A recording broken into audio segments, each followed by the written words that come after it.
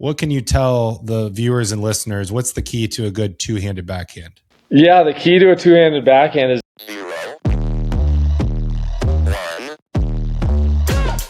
Let's get started.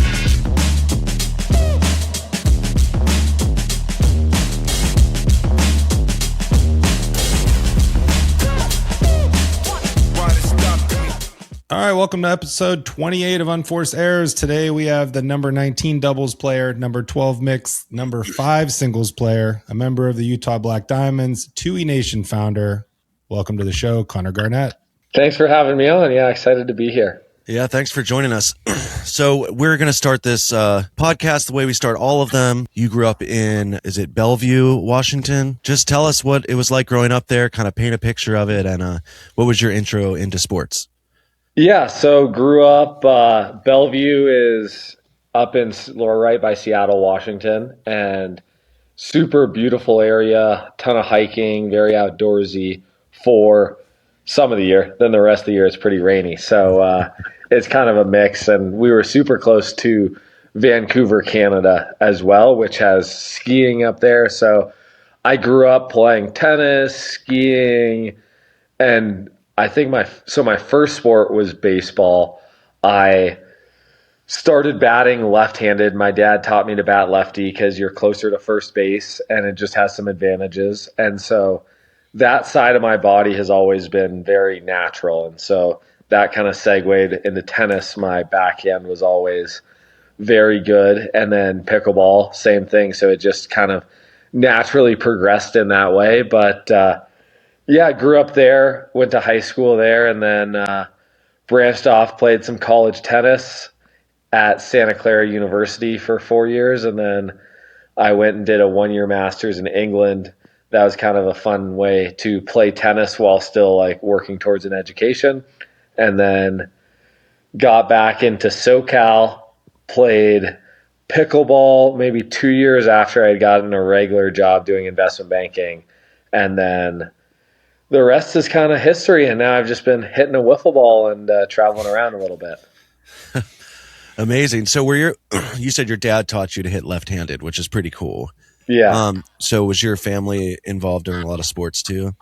That's a good question. They weren't so my mom wasn't super involved in sports growing up. My dad played sports growing up, but he didn't have he didn't play in college or anything for any sports, but both athletic, and my dad got into tennis, and same with my mom. And it was one of the nice things was we all kind of got into tennis because of me. And so there's definitely in tennis growing up, you have some families where the parents are very intense with you hear some crazy stories and experience some crazy stories with families just with that intensity. And so the nice thing for me was they never pushed me. We were just kind of all enjoying it together. And I think that was a very just important part of my sports journey as well, to keep me enjoying sports. Yeah, so you went undefeated in high school at Interlake. I want to run back to that. What was that like, and what was the pressure for that, or did this kind of all just feel natural to you? Yeah, it's interesting. For high school tennis, it's a little bit lower caliber than the nationals, or just tournaments in the US through USTA. So it wasn't, I didn't feel a ton of pressure with it. I think there were a few matches like the state finals and a few of those where I started to notice those things. And I only played 3 years of high school tennis. This fourth year, just with travel and to set myself up for college, I went and was playing more of those other tournaments. So there wasn't, I would say, a ton of pressure kind of in that, or I didn't realize what I was doing. I think now I'm that was super cool. But in the moment I was oh, it's just high school tennis, which definitely helped out and kind of kept me going on that path. On the topic of tennis, obviously you said you played D1 in Santa Clara. You also played at Nottingham. When did you kind of start to feel the ceiling creeping in on tennis? Did you think about ATP, or did you kind of always know you were going to go a different path? I think so when I was in college tennis, I started out my college tennis journey. I was playing 3 or 4 at Santa Clara, and I was kind of just like stagnating there, and we were good. We weren't amazing. We were, I think, probably our highest rank. We probably got up to like 65 at one point one year. Beat some teams that were top 50 in the nation. So I guess why I'm saying that is nothing crazy. And then I started really enjoying tennis senior year and then going into Nottingham, and that's when I started playing some of my best tennis. And at that point, I was like, you know what? Like, I don't have an expectation of like I'm going to be top 20 in the world, but I'm also like, let me try it out and see if my goal was to break top 1,000. And right when I was in Nottingham, that was right when COVID hit, so they shut down all the futures. So that summer, I was going to go to like Sharm el Sheikh and Tunisia and some of those spots in Africa. And so for those non tennis players, basically there are futures tournaments, which are the bottom tier. And if you win a round in the main draw, you get like a point or something. And that starts to get to your ranking. And so I could basically do like 8 weeks in a row of tournaments in those places and just see. But since COVID hit, I just was like, I probably should get a job. So that's why I got into investment banking. And I always liked like competing in some of the entrepreneurial side of like tennis, or which like segued really nicely into pickleball. But yeah, I think COVID definitely kind of also helped my decision there. Yeah, and I think I'd be remiss if we don't discuss you being a hitting partner for Novak Djokovic, one of the greatest of all time. Tell us about how that came to be, and walk us through that whole experience. Kind of what you learned from him, and the intensity and the professionalism. What did you take away from him as well? Yeah, no, 100%. Super fortunate. So I was a hitting partner for the U.S. Open for a couple of years, and so in I think 2019 and 2021, I was a hitter there, and I hit with Djokovic, Monfils, Halep, a few others, and of like the notable names, and then a ton of like the players, just like from qualies to whoever. And I mean, just an amazing experience, like being able to see what those guys are able to do. When I was playing with Novak, the depth of his ball consistently was just like impressive. And I think it's that like focus that he has on every shot that is just different. And I haven't hit with Rafa or Roger, but I would imagine similar, or so like Alcaraz or Sinner. But some of those just like precise details where the misses are so small, that I think that's what's like the most impressive thing about him specifically. Yeah, well, I can only imagine that was probably a dream come true for anybody that's a true tennis fan, to be able to hit with one of the big three. I mean, what an iconic run he's still doing somehow at age 38. So good for him.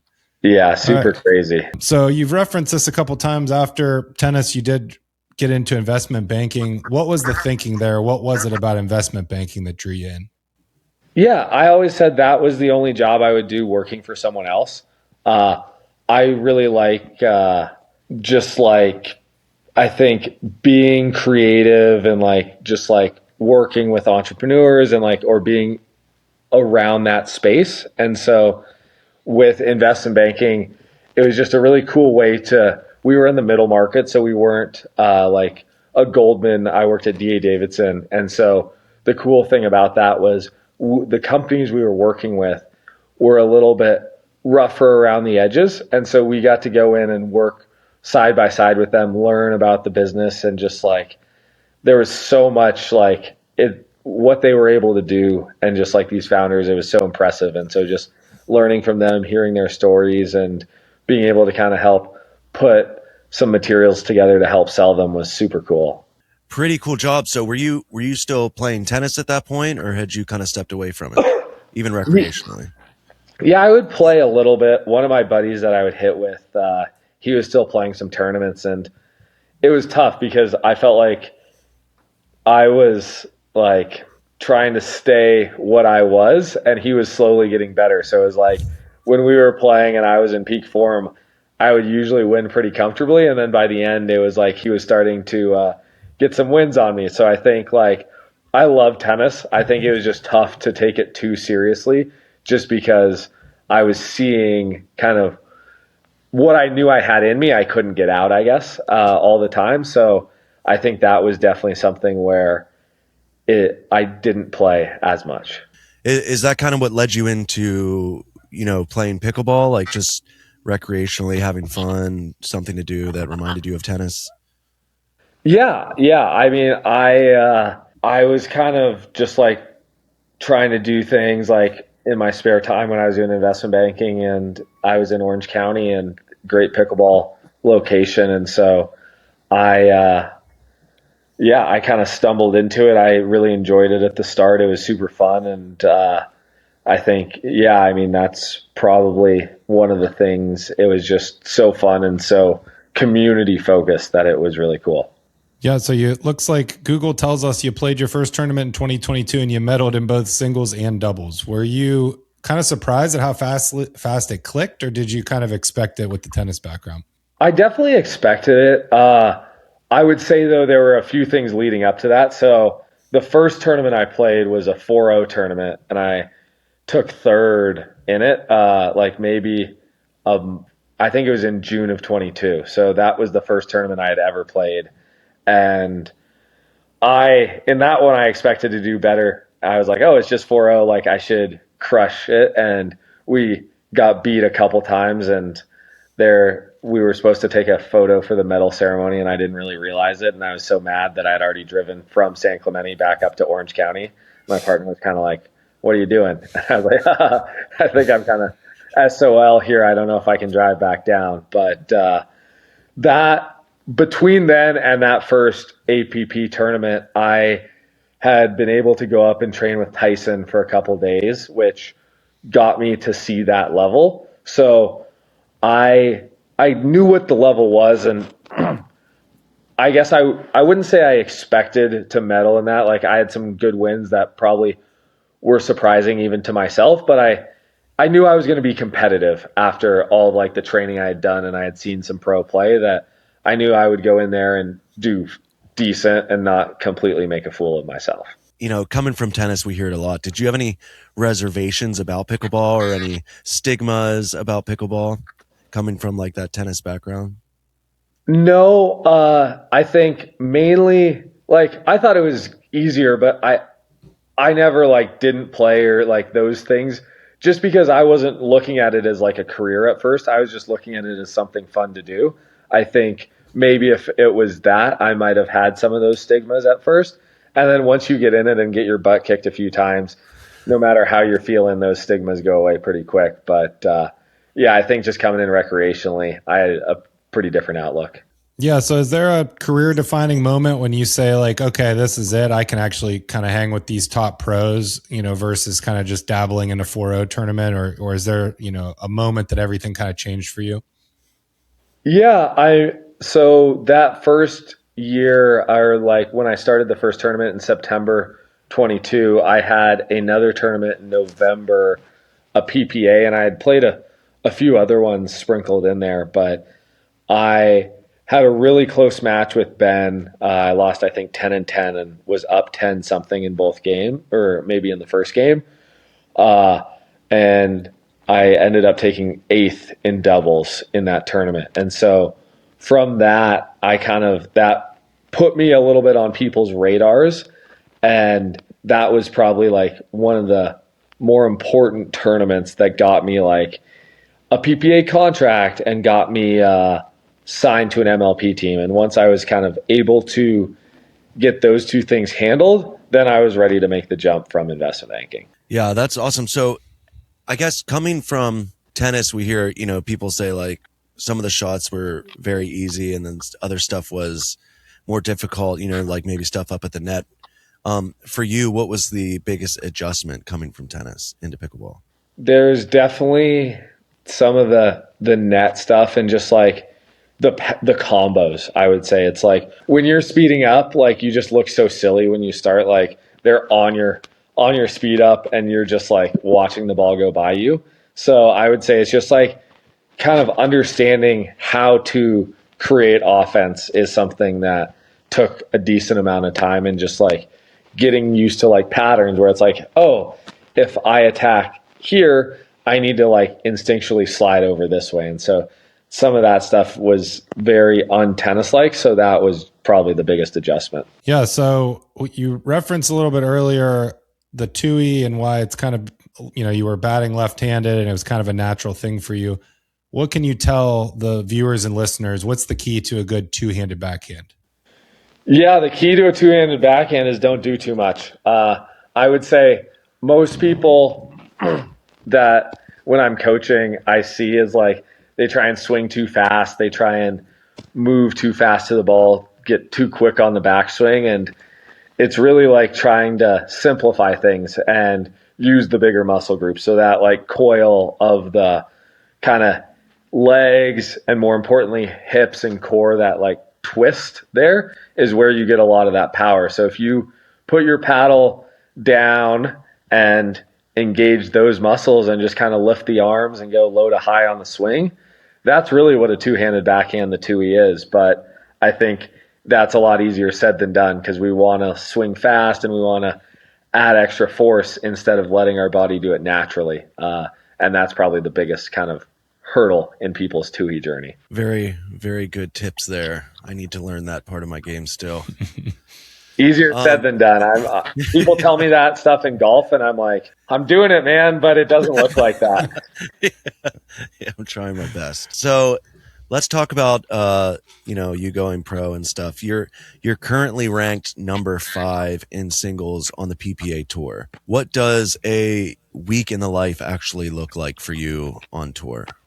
Yeah, I mean, every week is different. I think that's one of the fun things about this, and I think one of the things that's probably a little different with myself is I love kind of the business side as well. So like this week, it's like yesterday and today was pretty like focused on like that side of things, like maybe some meetings and that type of stuff. And then the second half of this week, tomorrow through Saturday is going to be pretty heavy on just like training and getting ready for Atlanta. So I would say finding that balance of like all of that is something that I try and do with my kind of pickleball journey.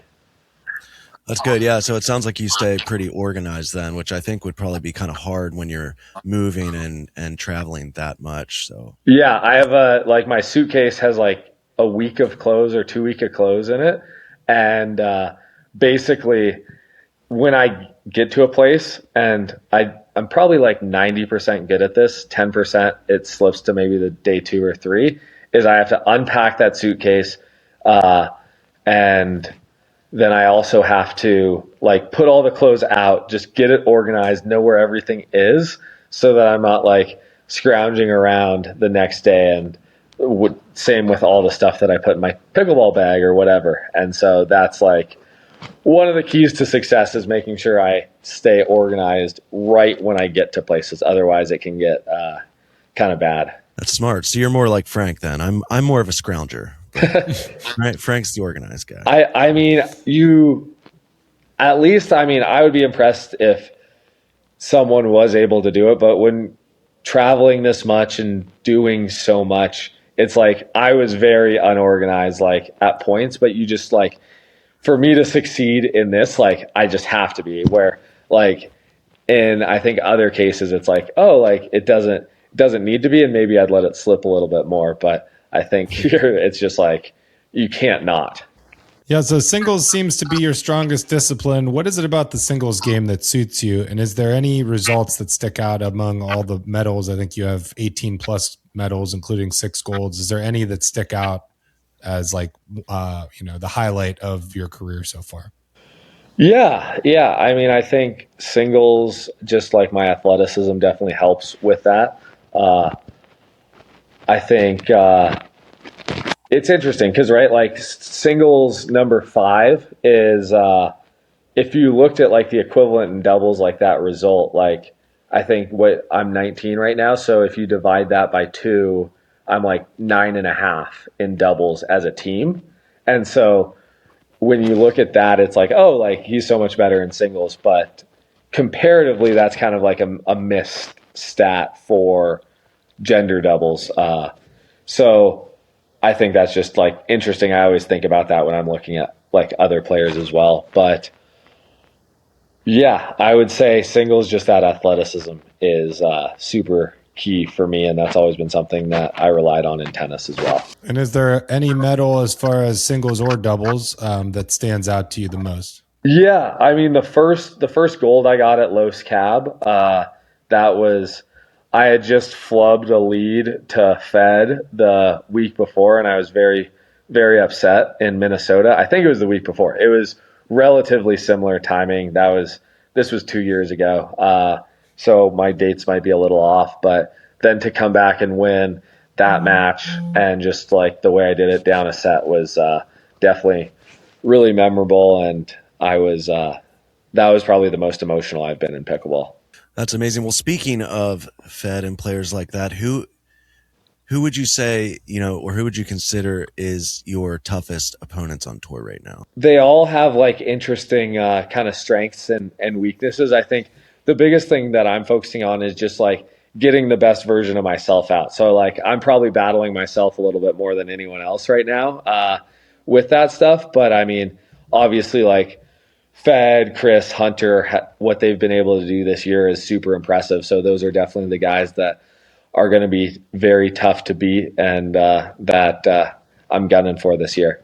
Yeah, you mentioned, giving the best part of yourself. What part of your game do you think has evolved the most since turning pro? I think just like the knowledge and strategy, I think just having that, I think that it just naturally, like coming into the sport, you have to start like watching film, you have to start kind of like understanding the game more. And so I think that's definitely been the biggest kind of part of my game.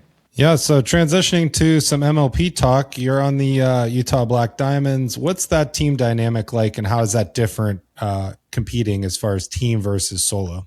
Yeah, the team we have, super fortunate to be on that team. I think it's a great crew. Like everyone gets along super well from last year, and I'm excited to have Tama and Victoria on the team. I think both of them are great additions. I think Tama is going to bring a lot of upside and talent, and he's already had some great results so far. So I'm excited to partner with him. And I think Victoria is a newer name to the game, but she's hungry, and definitely her singles game is super valuable to the team as well. So I think we got some great new additions, and that core group that we had, last year, it was just a joy to be able to hang out with them. We talked some smack to each other.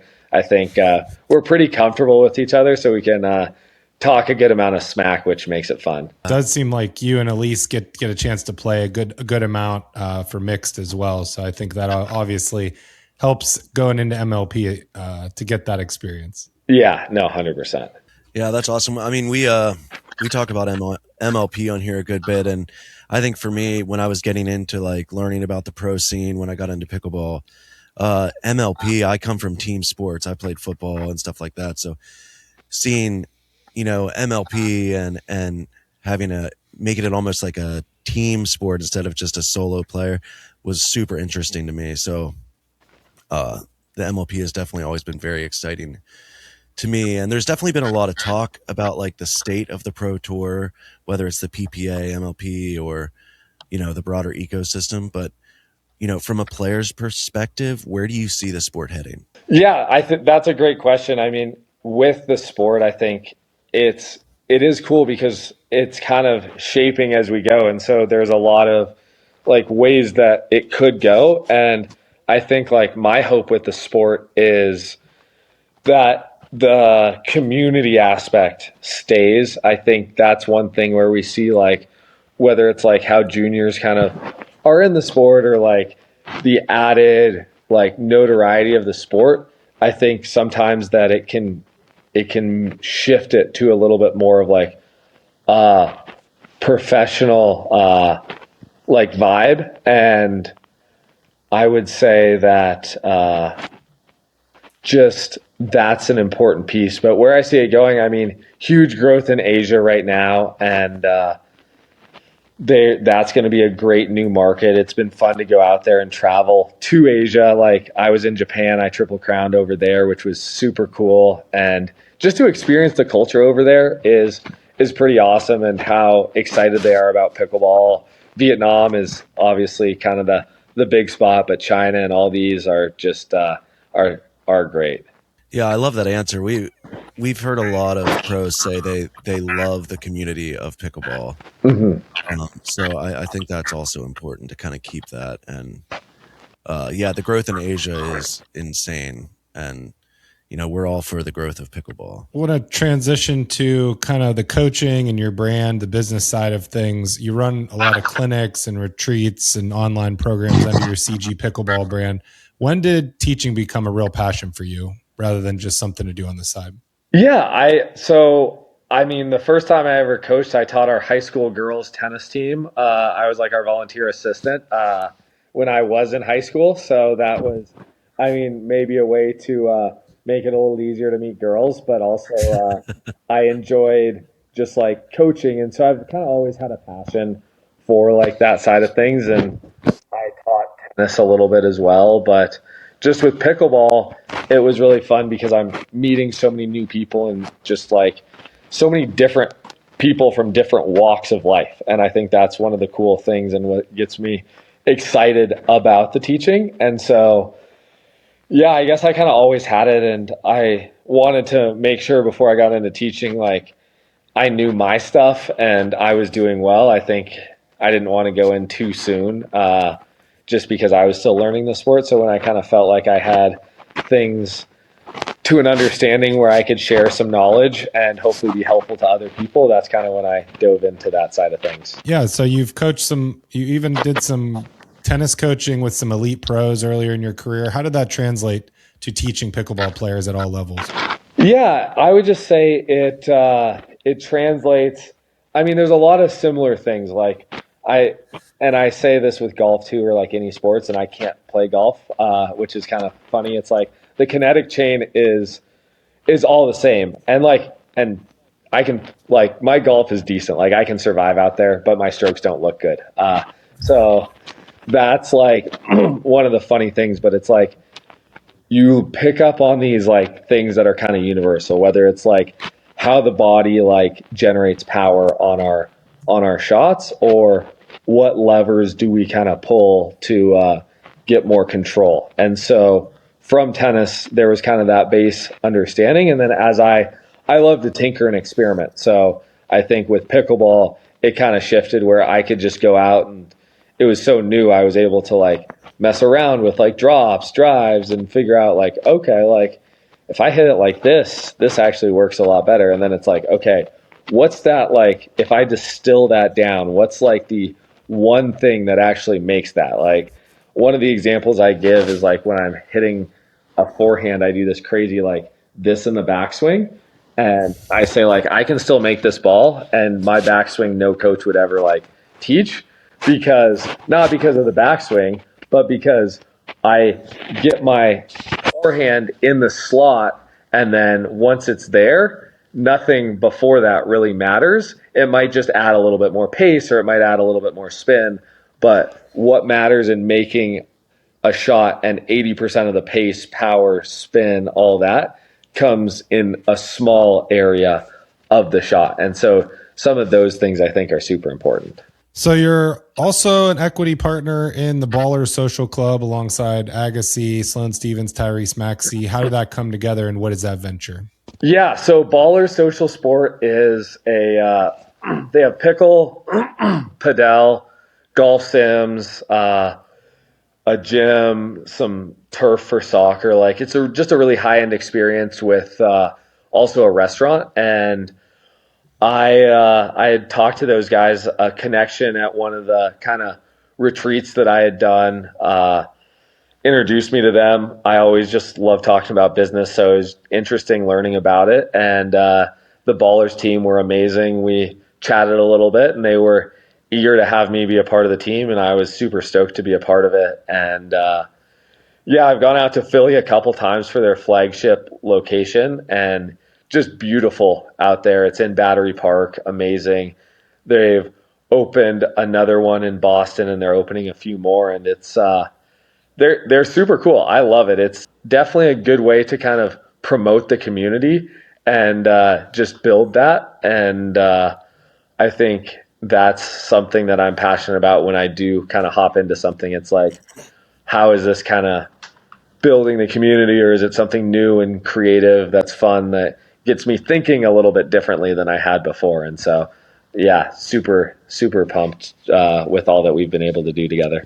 You're also a partner or strategic advisor for Pickler Canada, which it seems like you really like the business side of things too. So kind of talk to us about your interest in the business side of pickleball and its growth. Coming from that consumer investment banking side, like I like looking at a P&L. I like getting into a Excel spreadsheet, maybe a little bit more than probably the normal human would. But I think it's just cool to kind of see like what are the like things that drive revenue, like paddles, they crush. And so like it's been cool to see what Paddle Tech has been able to do. I mean, they have been around forever, and they've just created such a cool like model, and it's just, yeah, I think I just am a curious person, and so seeing kind of these different things definitely hits that for me.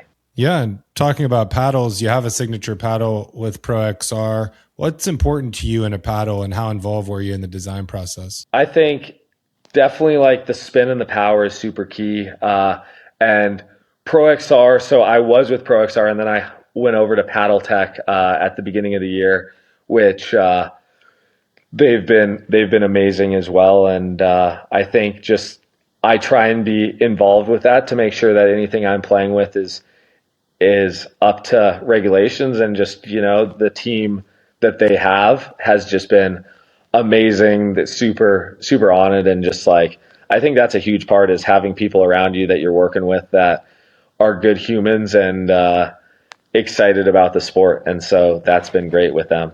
Yeah, when you look at everything, the playing, the teaching, the business, where do you see yourself in 5 years? Is there a version of Connor Garnett that steps back from competing and steps more into business? Yeah, I mean, that's the question that I ask myself, and I have no idea, honestly. I think each day I'm kind of figuring it out a little bit more, but I'm just trying to figure it out and see what happens. But I could see myself doing that. I could also see myself playing. I'm not entirely sure yet. I think the travel definitely at times can be a little bit long, but also it's pretty amazing what we're able to do.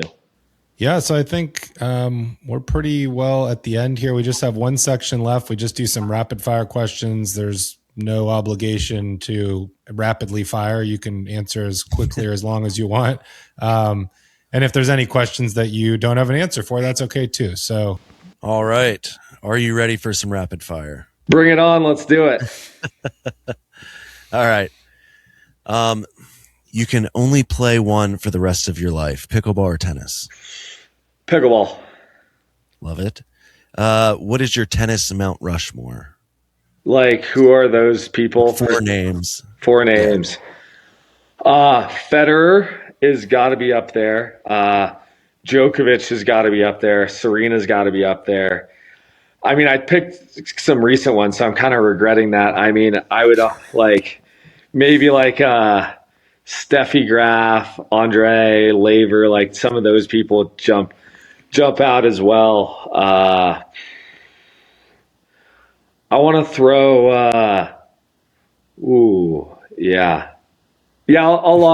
I'll lock those in. I feel like that's maybe a little more than four, but those are the peeps. You can have two Mount Rushmores. There we go. Exactly. All right. What is your go-to karaoke song? In the End. Love that. Who is the most underrated player on the PPA? Underrated player on the PPA. It's a good question. I mean, I think there are some players that have gotten some notoriety that still have a lot of upside. I think Tom is definitely one of them.